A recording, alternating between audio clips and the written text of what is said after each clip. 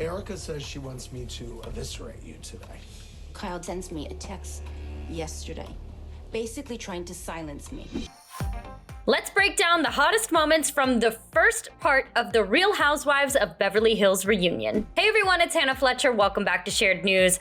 I hope you guys have your popcorn ready and your drink of choice because we are going to break down what just happened in the first part of the three-part finale for season 13 for The Real Housewives of Beverly Hills. Now, I'm such a fan. I love these girls. I love this show. I've been a fan for a very long time.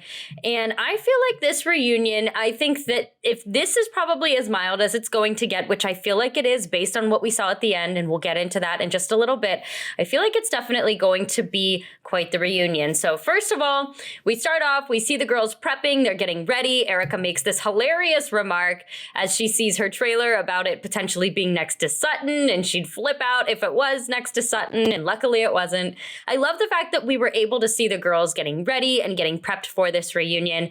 Personally, as a fan, as a viewer, it makes me so happy. Now, the one thing that did seem to stand out to everyone right before filming started and at the top of filming was what Dorit was wearing. Now, she had on this red dress situation with like a hood kind of going over her head. Garcelle immediately saw her and said, "Oh, Mother Teresa." And Andy started asking her what it is that she was going for. And Dorit said, "Fashion, fashion, fashion." So whatever that means to Dorit and whatever that means to the rest of the girls, that's what it is that she seemed to go for. Overall, the tone at the top of the reunion seemed to be fairly good. I felt like most of the girls were okay with wanting to be there. And obviously, we know that Kyle was a little bit apprehensive with everything that's been going on between her and Mauricio. Understood at this point. And we also heard right before the camera started rolling that Dorit had a conversation with Erica where she disclosed that there was a massive text coming from Kyle. And basically, she sent this text message the day before asking Dorit to, let's talk about all of this later after this reunion and everything that's going on and all of the family stuff. So there's a lot going on. There's a lot more tension between Kyle and Dorit. And it was very, very interesting. So kicking it off, we have Erica and Kyle and Andy basically clarifying the whole evisceration comment that Erica mentioned on Watch What Happens Live. Just a short while ago, Erica mentioned that she wanted everybody to get eviscerated because that's what she felt like happened to her. And this also registered more towards Kyle. But Kyle mentioned to Andy when asked about how she felt about that comment that she didn't register it in a personal way. She knows who Erica is as a friend, and she knows what she actually means in terms of that comment, and that was in no personal attack against Kyle. Erica's dodging all of the drama this season, even really in this reunion so far, so I think it's pretty impressive. And I also do think that the way that it was delivered, I didn't personally think that it was actually an attack on Kyle because of how close they are. So I was glad to hear that there was no beef between these two ladies. I'm glad that Andy provided them the space in order to be able to clarify anything outstanding. Moving on, we have Kyle and Dorit. So like I mentioned, there's a lot of tension between these two post-filming, but also we saw a lot more tension between Kyle and Dorit during filming. Now, Kyle mentioned to Dorit about the whole idea of her being upset. One of the reasons, rather, was because basically Dorit brought the marriage up on camera. And Dorit also mentioned that she felt like Kyle wasn't being as much of a friend to her, and that the closer that she was getting with Morgan, the more that Dorit felt like she was really not in the picture anymore. And Kyle basically seemed to dismiss that, but went back to the whole idea of this whole marriage situation and the Morgan situation, and mentioning that this was something that was going to now be brought up in the media. And it seems like that's why she didn't want for Dorit to mention it, which is understandable. I felt like when I initially saw in the initial trailer for season 13 weeks ago, when Dorit mentioned that, I was like, that is pretty tough. There has to be something substantial going on. This has to be more than just a tiff. And sure enough, obviously it was. Dorit then went on to mention to Kyle that this text message that was sent to her, like I mentioned earlier, that she showed Erica at the top of the show right before filming took place. She mentioned that the text message felt very long. It felt manipulative. And overall, Kyle had to stand up for herself and mention that it was not intended to be manipulative whatsoever. And as you guys can see, if you haven't seen it already, it's quite a screen grab. There's basically Dorit Erica and Kyle, and Erica's face is like, she's in the middle. She just looks completely dumbfounded, completely bamboozled. She looks absolutely uncomfortable when these two are having this conversation. But Kyle did double down and stand by her word that it was not intended to make her feel any type of way, especially she was not trying to manipulate Dorit. Now, speaking of Dorit, let's press on and talk about Dorit and Garcelle. Now, we know these two had quite their fair share of tension as well throughout filming. And again, this is only the first part of the reunion, so I'm curious to see what else transpires. But Garcelle and Dorit are just really not seeing eye to eye in any way, shape, or form. Now, Dorit mentioned that she didn't like the comment about Garcelle, stating that she didn't feel comfy with her family and her friends being intermingled. So if you guys remember, a couple episodes in when the girls were in Vegas, Garcelle mentioned that her and her sons, she doesn't really want to mix that with the friend group because there was this situation where her 14-year-old son, he was 14 at the time, he was cussed at, and everybody thought that that was so funny. They show a flashback clip to Kyle and Mo, and Dorit is there, and they're all laughing about the fact that her son was cussed at. And so basically this allows for Garcelle to mention that she's fine with the group, but she doesn't really want to open up about her family or anything like that. This was a blanket statement that was being made to all of the girls when they were in Vegas, and Dorit is the one that stepped up and took it very, very rough. It seemed like all of the girls were off put by that comment, but Dorit definitely felt some type of way. And Garcelle mentioned that during the reunion. She mentioned that she took it very personally. And then she also mentioned that, was this possibly Dorit assuming and admitting some guilt there, because the comment was not directed at anybody in particular in the room when she made that comment. And this is ultimately arguably what led for Garcelle and for Dorit to have the tension throughout the season, because it basically got worse from there. Moving forward, Garcelle and Dorit had another exchange where basically Dorit mentioned the word attack, and Garcelle took that with a ton of offense, and she explained why during filming. She also explained why at the reunion, and she referred to Dorit as having an unconscious Karen behavior. Now, this was brought up at the reunion. The two went back and forth, and basically this ended with Dorit straight up asking if Garcelle likes her. Garcelle retorted saying sometimes, and then Dorit asked her if she even wanted to have a friendship with her at all, and Garcelle responded with saying that she didn't know. So that's putting a pin in the whole Garcelle and Dorit situation for now. Moving on, we had a random part where Andy was asking Kyle about this whole situation of her sexuality and where she's at with everything, because she made a comment on the show that she would date a woman. Obviously, we know that the whole Morgan Wade situation has been going around in the media for quite some time. Kyle basically said that a lot has changed in the past year and a half, and she doubled down on saying absolutely maybe to potentially dating a woman. Moving on, we have Anna Marie. Now, Anna Marie, she is new to the group. If you guys didn't know, she has not been on this show before. She came in a few episodes in, and boy, oh boy, did she bring a dynamic shift. She basically received a lot of negative feedback by the audience. Andy asked her how she was dealing with that. She mentioned that she's used to criticism because she was an athlete growing up. This is nothing that is new to her. Her husband has flat out told her that she's an 8.5 across the board, which, ladies, gentlemen, don't do that. Don't settle for a partner that says that you're an 8.5 across the board. I just don't feel like that's right. And I hope that that is a flag for her at some point, because that just isn't correct. Now, she's used to criticism, like I mentioned, but it seemed like with everything that had been going on and how people were receiving her, she said, nonetheless, it was very hard. And it was very hard for her to break into the group and for her to deal with all of the criticism that was coming from the viewers as the episodes were continuing to roll out. We were able to get a final squash, I hope, on the esophagus situation with Sutton. Sutton accepted the apology. Sutton's very quiet at this point in the reunion as well. We haven't heard a lot from her. We're definitely going to see more from her coming up for part 2.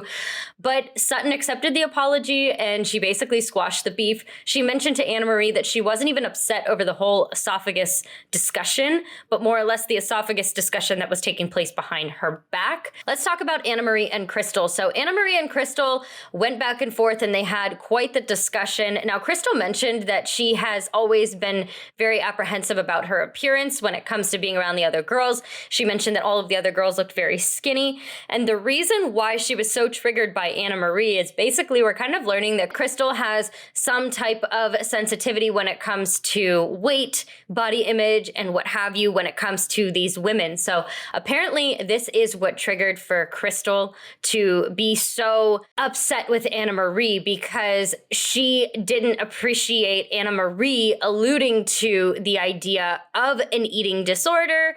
That was a whole conversation that these two had. And basically this all kind of went back over towards Sutton, and Crystal and Anna Marie had accused each other basically of saying that Sutton had an eating disorder when in fact Sutton doesn't. And she even said that at the reunion. She said there's no eating disorder that she has.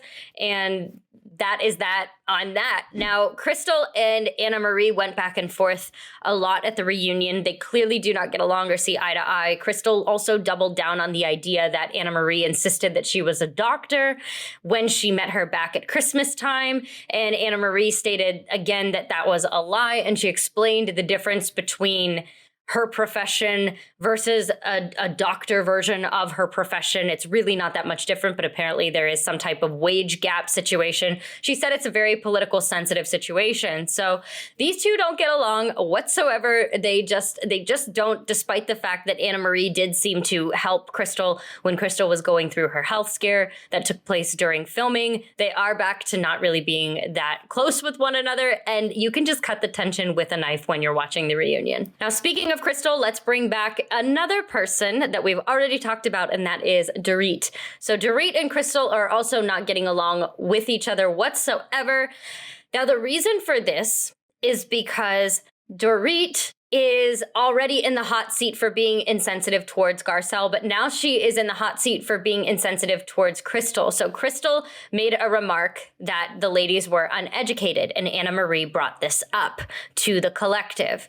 Now, a lot of people took very great offense to that. Dorit took a lot of offense to that. And then when she, during the reunion, went to go defend herself towards Crystal, she mentioned that she thought that she was the only one in the group with a college degree. Dorit was quickly proven wrong, with several others claiming that they had degrees as well. Garcelle made a comment that you don't have to have a degree in order to be smart or educated. And then Crystal jumped in and mentioned the fact that Dorit offended her because of the fact that she called her a child bride. And that was Dorit's response to Crystal making the uneducated remark about the group.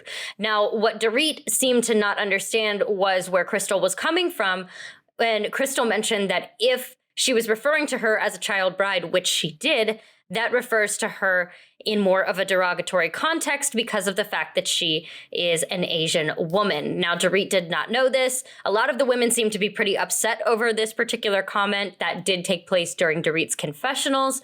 And Crystal definitely put Dorit in her place, letting her know that she got married at 24, not 12, like Dorit had mentioned.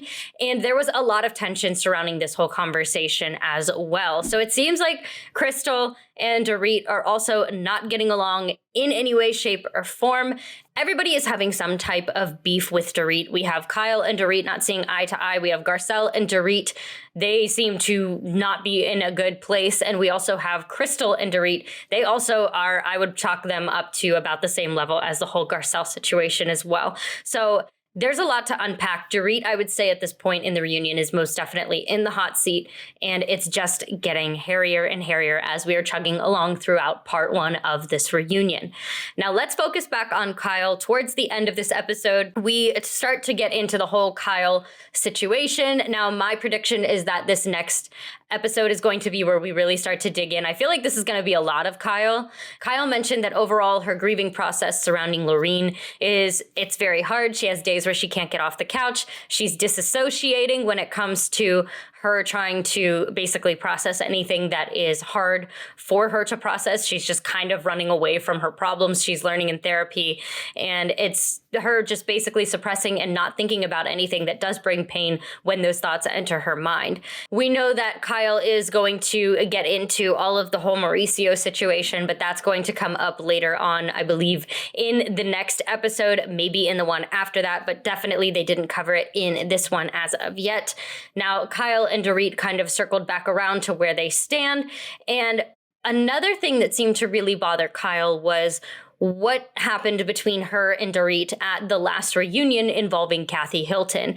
Now, there was a lot of beef from the last season of The Real Housewives of Beverly Hills between Kyle and Kathy, and then Dorit was basically stating, apparently in Kyle's eyes, the audience's perspective of how things went down, what should be happening moving forward between Kyle and her sister. And Kyle seemed to be very offended and triggered and just bothered by that overall. And this is another factor as to why Kyle and Dorit are not really seeming to see eye to eye. I think it's a combination between the friendship being allegedly weak. I think it is a combination of that combined with this whole Kathy drama and Kathy situation. And Kyle just basically feeling like Dorit was kind of butting in when I guess maybe she didn't feel like she needed to. And also the idea of her marriage and the state of it being brought up on camera. I think that that is kind of where Kyle stands with Dorit in terms of where their tension is and why it exists.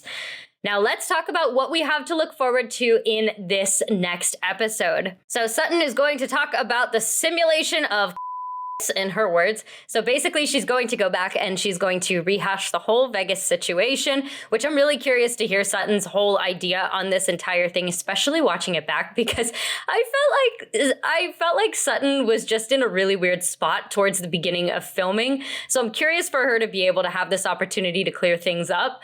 And I mean, it's a show in Vegas. Like, what do you expect is going to happen? Yeah, it might be a little bit for somebody who's not used to it, but at the same time, it's Vegas, baby. Dorit is obviously going to continue to speak about how she has been through so much over the past few years. Andy ended up yawning and she said, "Don't you dare." And then Garcelle, it looks like, is going to go in on Dorit and give her not like an interrogation by any means, but it does seem like Garcelle definitely has some questions that she'd like to ask Dorit about what exactly went down that night and how she managed to have her phone get put down by the robber, which I think is an interesting factor as well. So I'm curious to see what Dorit has to say, not dismissing what happened to Dorit, but I'm also curious to see these questions that Garcelle has because I do feel like she is coming prepared. It looks like Erika Jayne is going to finally be in the hot seat. She's been very quiet during this entire first part of the reunion. She managed to not really have a lot to say, and it looks like she's going to be given the opportunity to speak up a little bit and talk about sitting down with the victims. And then last but not least, we have Sutton and Kyle. It looks like they are going to get into it. As I mentioned, it looked like Sutton was relatively quiet for part 1, but it's not going to be that in part 2. It looks like they do get into it, and Kyle mentioning the whole idea of the state of her family and how everything is falling apart. And she seems to really go in on Sutton and let her know that that bothered her and that she didn't feel comfortable divulging all of that. And she made a remark about Sutton's horse. And here's the thing. I think Sutton's a hoot. I think she is totally funny. But the Kyle remark that she made about the horse, I thought was kind of funny as well. So we'll see. We'll see what's going to actually go down in part 2. I'm curious to know what you guys are thinking about this reunion so far. There's so much to unpack. There's so many layers. Everybody's got something going on with someone else. If you guys are like me and you're just thinking of the Spider-Man meme where everybody's just pointing at each other, all the Spider-Mans are just pointing, that's kind of what's going on right now. It is craziness, but I'm curious to know what you guys are thinking down below in the comment section. Let me know all of your thoughts. I am personally loving it. I'm excited for part 2, and I'm really excited for part 3 because I feel like that's where the most drama is going to be, and that's why we tune in, isn't it? Let me know again all of your thoughts down below in the comment section. Thank you guys so much for watching. Make sure that you like this video if you haven't already. Hit the subscribe button and turn your notifications on so you don't miss out on any of our future videos. As always, I'm your host, Hannah Fletcher. You guys can follow me on social media. My handle's right there on the screen. Come on over and say hello, and I will see you in the next video. Bye, guys.